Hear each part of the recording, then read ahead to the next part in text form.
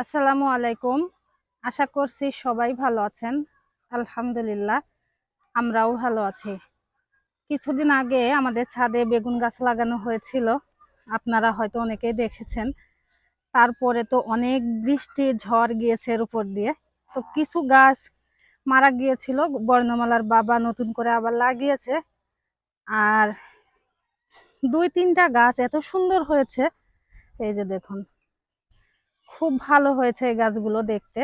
আর অধিকাংশ গাছ কিন্তু বেশি বৃষ্টি হওয়ার কারণে পানি জমে থেকে পচে গিয়েছে। এগুলো ভালো হয়েছে, আর এই যে এগুলোর অবস্থা খুব একটা ভালো না।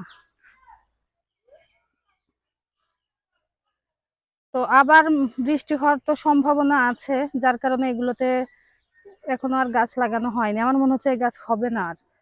তো যাই হোক, দেখা যাক শেষ পর্যন্ত কি হয়।